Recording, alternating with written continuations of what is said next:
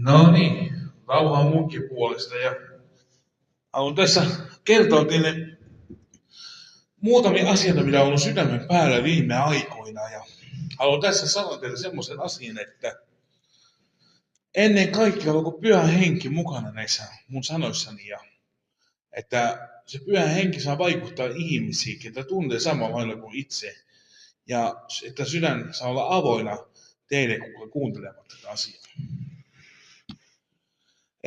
Mä oon monesti miettinyt, kun ihminen on omassa yksinäisyydessä ollut kaiken sen jälkeen, kun ihmiset on vaeltanut tuolla pimeydessä, niin on tullut monesti mieleen sitten semmoinen asia, että kun me ihmiset kompastutaan matkan varrella joskus ja öksytään aina sille yhdelle ja samalle polulle elämässä. Mutta se, että meidän pitää ymmärtää, että me ollaan tosi syvässä vesissä silloin, että me ollaan niin pimeyden vallassa, että meidän oma silmäkin sulkeutuvat näkemästä sitä todellisuutta.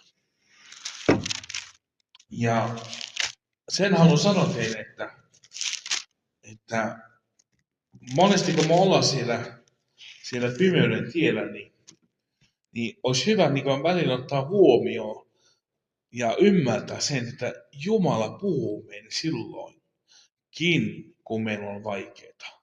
Silloinkin, kun me ollaan siellä ahdistuksessa. Ja silloin varsinkin, kun me ollaan yksinäisiä.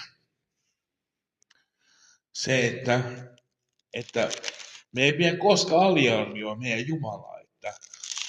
Ja se, että hän on oikeasti vuodattanut hänen verensä ristillä niin ihmiset, että meillä olisi ihan kaikkinen elämä. Se, että hän vuodatti verensä sen takia, että me uskottaisiin häneen. Siihen, että me